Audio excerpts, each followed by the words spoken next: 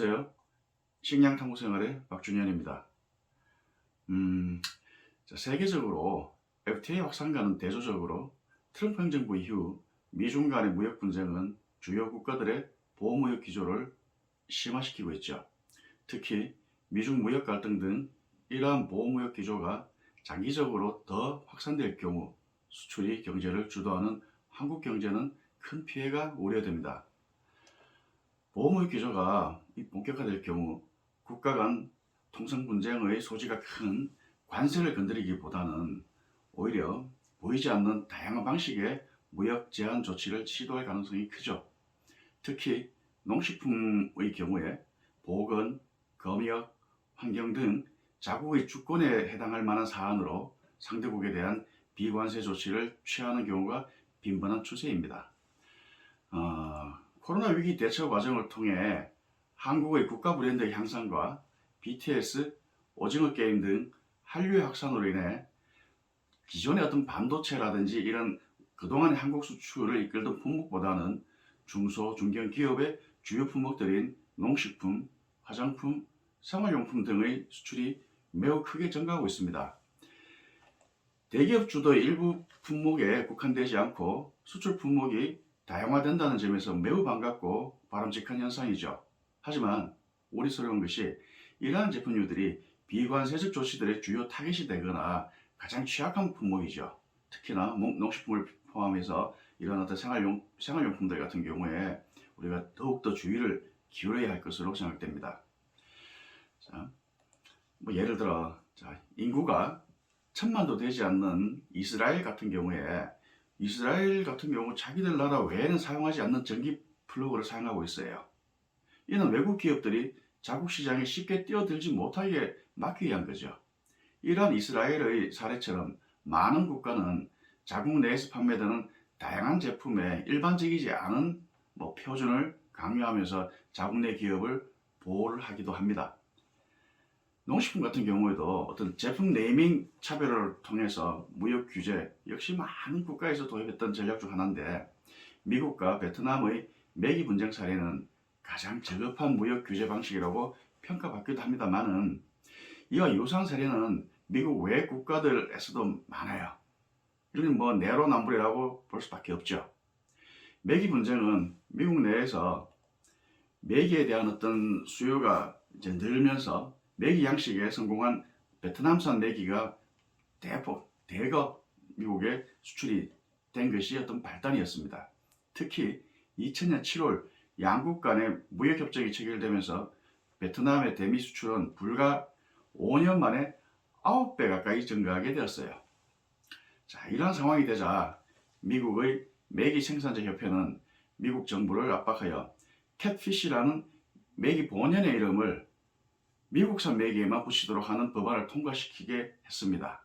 이러한 규정을 통해 베트남산 매기는 동일한 어종인 캣피쉬임에도 불구하고 매기의 베트남식 표현인 바싸, 트라 등으로만 표기하도록 강제되었던 거죠.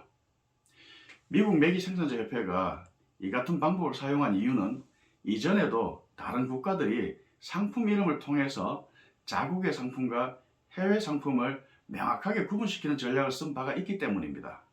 독일은 자국의 대표 먹거리를 할 수 있는 소세지 시장을 보호하기 위해 자국 내에서 생산되는 특정 성분이 포함되지 않은 소세지에는 원조 소세지가 아니라는 이유로 소세지라는 명칭을 사용하지 못하도록 금지하기도 했습니다. 대신 제품명을 비닐봉지에 담긴 돼지고기라는 의미로 Pork Filled Offal Tube라는, 사실 이거 제품명이라 볼 수도 없죠. 이러한 제품명을 사용하도록 했고, 이탈리아 역시 자국산 밀로 만든 파스타에만 파스타라는 명칭을 사용할 수 있도록 제한한 바가 있어요. 이러니 매기 분쟁만이 가장 저급하다고 평가할 수는 없죠. 그야말로 독인 객인이죠. 우리나라 역시 유사한 사례가 많아요. 한때 수입 소고기를 국내산 소고기와 구분해서 판매하도록 법제화한 적이 있습니다. 이는 수입 소고기 전문점에서만 판매하도록 한 건데, 수입 소고기를 국내산 소고기로 속여 파는 사기 행위가 많기 때문에 소비자를 보호한다는 게 주된 이유였지만, 이러한 조치는 바로 WTO의 제재 대상이 되었습니다. WTO는 수입 소고기에 대한 판매장 구분을 문제 삼았고 결국 수입 소고기와 국내산 소고기는 동일한 판매점에서 이제 판매를 할 수 있게 되었죠. 그보다 더 흥미로운 사례가 생수인데 생수 같은 경우에는 유통기한을 통해 수입을 억제하고자 했어요. 지금은 생수가 휘발유보다 비싸다는 것이 전혀 이상하지 않은 상황이지만 우리가 먹는 물을 사서 먹기 시작한 것도 사실 채 20, 30년에 불과합니다. 처음 생수 시판을 허용한 것은 88 서울 올림픽 때이고 그때 당시는 이런 국제적인 행사를 앞두고 해외 귀빈들을 위한 서비스 차원에서 일시적으로 해외 고급 생수 판매를 허용했습니다만은 곧이어 물을 사서 먹는다는 것은 개천간 위화감을 조성한다는 이유로 다시 금지시켰고 95년이 되었어야 제도적으로 허용되었습니다. 하지만 물에 대한 분쟁은 바로 이 시점부터 본격화되었는데 원래 생수는 국제적으로 유통기한 설정에 대한 규정이나 규제가 따로 없습니다. 따라서 통상적으로 2년 정도의 기간을 유통기한으로 정하고 판매하고 있었어요.